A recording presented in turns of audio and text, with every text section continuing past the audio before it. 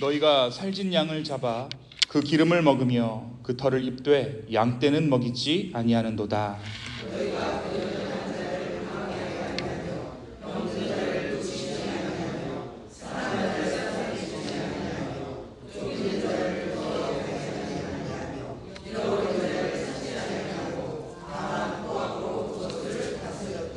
목자가 없으므로 그것들이 흩어져서 모든 들짐승의 밥이 되었도다.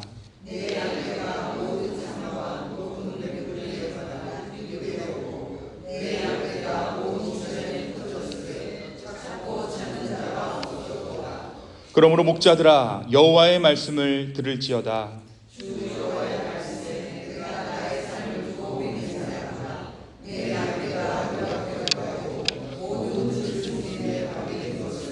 목자가 없기 때문에 내 목자들이 내 양을 찾지 아니하고 자기만 먹이고 내 양을 먹이지 아니하였도다. 그러므로 너희 목자들아 여호와의 말씀을 들을지어다. 주 여호와께서 이같이 말씀하시되 내가 목자들을 대적하여 내 양떼를 그들의 손에서 찾으리니 목자들이 양을 먹이지 못할 뿐 아니라 그들이 다시는 자기도 먹이지 못할지라. 내가 내 양을 그들의 입에서 건져내어서 다시는 그 먹이가 되지 아니하게 하리라. 아멘. 네, 우리 계속해서 우리 아침마다 에스겔서 말씀을 함께 묵상하고 있습니다. 우리가 어제 말씀을 통해서 한 가지 안타까운 모습을 나눴죠. 유다 백성들이 하나님의 말씀을 듣고도 삶의 변화는 전혀 일어나지 않았다라는 거예요.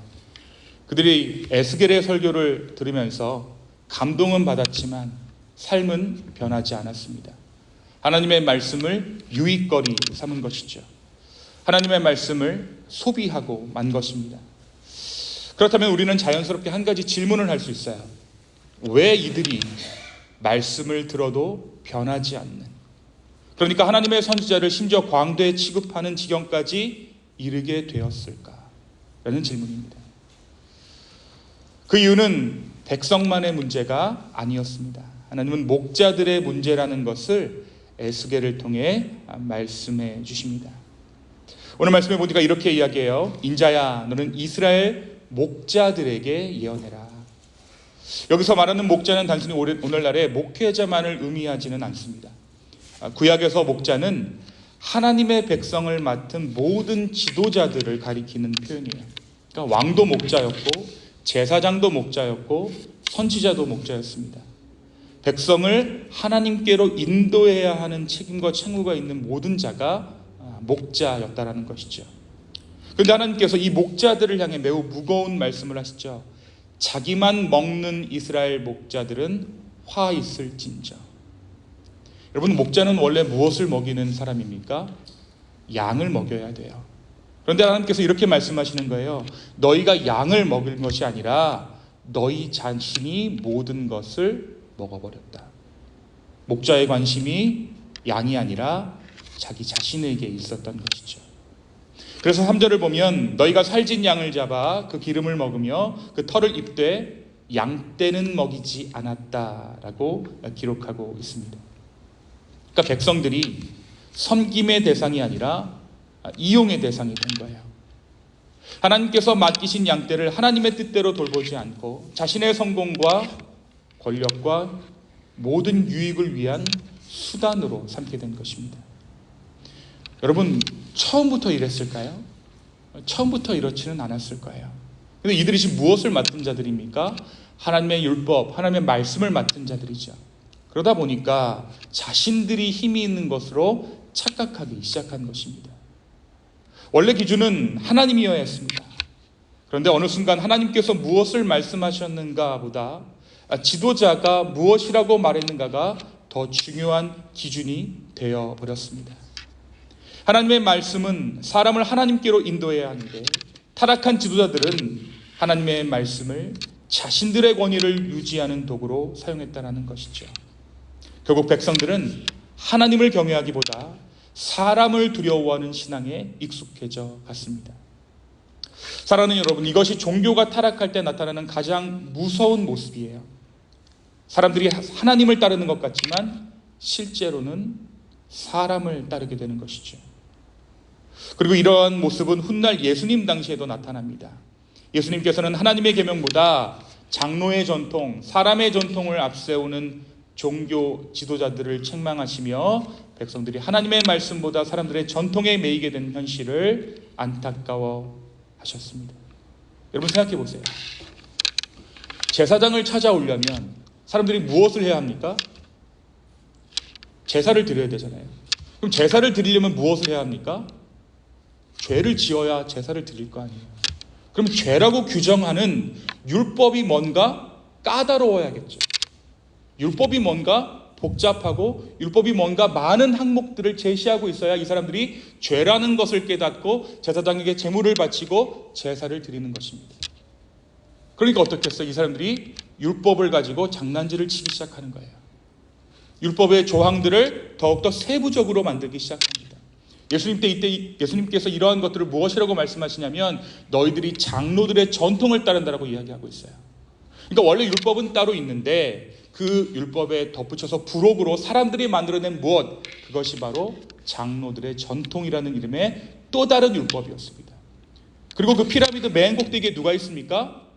이 목자라고 불리우는 제사장들과 왕과 모든 권력의 중심이 여기 있었다는 거예요.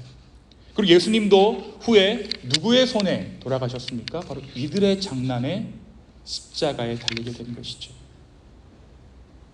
그래서 하나님께서는 에스겔을 통해 이 구조를 말씀하고 계시는 거예요. 목자들아, 너희들이 먼저 회개해야 한다. 하나님께서 계속해서 말씀하십니다. 너희가 그 연약한 자를 강하게 아니하며 병든 자를 고치지 아니하고 상한 자를 싸매어 주지 아니했다. 쫓기는 자를 돌아오게 하지 아니하고 잃어버린 자를 찾지 아니했다. 여러분, 이 목록들을 자세히 보면요, 사실상 실제적으로 목자가 해야 하는 원래 일들을 이야기합니다. 연약한 자를 붙드는 것, 병든 자를 치료하는 것, 상한 자를 싸매는 것, 기르는 자를 찾는 것, 그것이 목자들이 할 일이죠. 그런데 목자들이 정반대로 살았습니다. 포악으로 그것들을 다스렸다라고 말씀이 기록하고 있어요. 여기서 포악이라는 표현은 출애굽기에서 애굽이 이스라엘을 노예처럼 혹독하게 부릴 때 사용한 단어입니다. 근데 목자들이 이스라엘 백성들을 애굽처럼 다루기 시작했다는 거예요. 그러니까 실제적으로 이들이 지금 출애굽했습니까? 안 했습니까? 했습니다. 그런데 구조는 어때요? 영적으로는 여전히 출애굽 상황 가운데 제국의 논리대로 살아가고 있는 것이죠. 그래서 이렇게 말씀하세요. 5절입니다. 목자가 없으므로 그것들이 흩어져서 모든 들짐승의 밥이 되었다. 그런데 여러분, 하나님께서 뭐라고 말씀하시는지 잘 보세요. 악한 목자가 있었다라고 기록하고 있습니까? 아니죠. 뭐라고 말씀하시죠? 나쁜 목자가 있었다라고 말하는 것이 아니라 목자가 없었다라고 말해요. 하나님께서 보시기에 선한 목자, 악한 목자가 있는 것이 아니라 목자와 그렇지 않은 사람들이 있다는 것입니다. 자기만 먹는 사람은 목자가 아니기 때문이죠. 하나님께서 보시기에 직함이 있다고 목자가 아니었습니다. 권한이 있다고 목자가 아니었습니다. 심지어 그들 모두 아론의 후손들이었으니까 혈통이 보장하는 목자였겠죠. 그러나 그 혈통의 사람들도 목자일 수는 없습니다. 왜냐하면 양을 사랑하지 않는 자들은 하나님 앞에서 목자가 아니기 때문에 그래요. 사랑하는 여러분, 오늘 이 말씀은 먼저 목회자인 저에게 가장 무겁게 다가오는 말씀이에요. 여러분, 착각하실 수 있는데 제가 아직 부임 전입니다. 그러니까 부임 전에 하나님께서 저에게 어떻게 이 좋은 나무 교회를 목회할까, 바로 이 목자의 마음을 저에게 가르쳐 주시는 것 같아요. 그런데 여러분, 이 말씀이 꼭 목회자만을 위한 말씀은 아닐 것입니다. 왜냐하면 하나님께서 우리 모두에게 그 누군가를 맡기셨기 때문에 그래요. 부모에게는 자녀를 맡기셨죠. 남편에게는 아내를, 아내에게는 남편을 맡기셨습니다. 교사에게는 학생을 맡기셨고 리더에게는 공동체를 맡기셨습니다. 더 크게는 하나님께서 교회에게 무엇을 맡기셨습니까? 이 세상을 맡기셨어요. 교회는 세상 속에서 길 잃은 영혼을 찾아 품고 상한 자를 싸매고 연약한 자를 일으키는 하나님의 목양을 드러내는 공동체인 것이죠. 그러니까 우리는 목자들의 공동체인 셈입니다. 교회가 목자들의 공동체예요.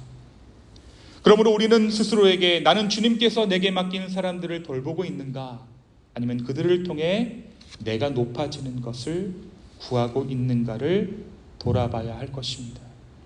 그런데 감사한 것은요, 오늘 본문이 사람의 실패에서 끝나지 않는다라는 거예요. 7절부터 분위기가 반전입니다. 반복해서 보여지는 단어가 있어요. 그것은 내가라는 주어의 변환입니다. 내가 목자들을 대적하겠다. 내가 내 양을 찾겠다. 내가 내 양을 그들의 손에서 건져내겠다. 여기서 말하는 나가 누구입니까? 하나님입니다. 목자들이 없어요. 목자들이 모두 썩어 빠졌습니다. 이제 누가 나섭니까? 하나님께서 나서시는 거예요. 진짜 목자장 되신 하나님께서 나서시는 것이죠. 오늘 말씀은 사람이 목자의 역할이 실패했지만 하나님은 자기 백성을 포기하지 않으셨음을 보여주고 있는 것입니다. 사람이 돌보지 않아도 하나님께서 돌보십니다. 사람이 찾지 않아도 하나님께서 찾으십니다. 사람이 버려도 하나님은 결코 버리지 않으신다라는 것이 오늘 말씀의 메시지입니다. 버리지 않으셨다라는 것을 역설적으로 보여주는 것이 무엇입니까? 하나님께서 계속해서 에스겔에게 말씀하고 계세요. 내가 너희를 포기하지 않으신다. 여러분, 오늘 우리가 무엇하러 왔습니까? 기도하러 왔습니다. 예배하러 왔습니다. 하나님 보러 왔어요. 우리가 왔을까요? 아니죠. 주님께서 이곳에 우리를 보내셨습니다. 오늘 많은 분들이 오셔서 제가 오늘 주일인가 헷갈리는데 어떻게 올 수 있었을까요? 주님께서 보내셨어요. 여러분을 이곳에 보내셨다는 것은 하나님께서 이 교회를 여전히 사랑하신다는 반증입니다. 이 교회를 포기하지 않으셨다는 거예요.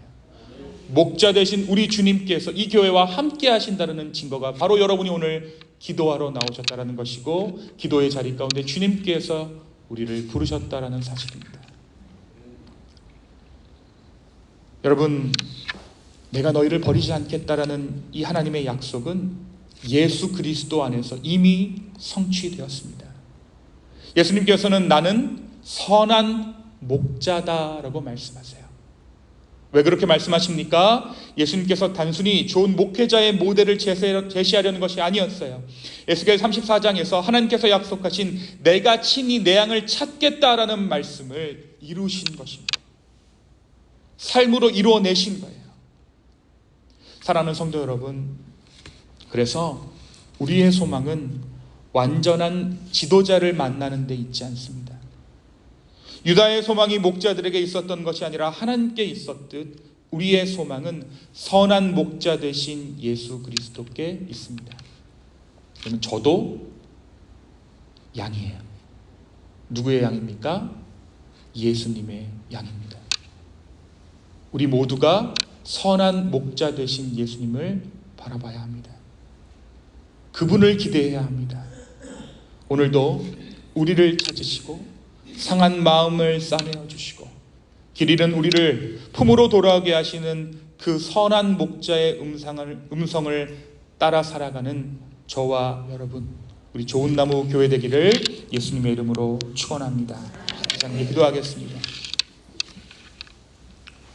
주님, 오늘 이 아침 다시 한번 주의 은혜를 구하며 아버지 앞으로 나아갑니다. 선한 목자 되신 예수님을 기대합니다.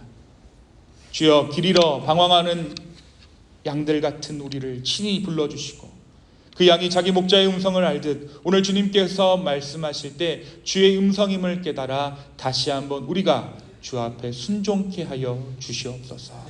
주님 감사합니다. 이 모든 말씀 예수님의 이름으로 기도하였습니다. 아멘. 우리 주기도문으로 오늘 예배를 마칩니다.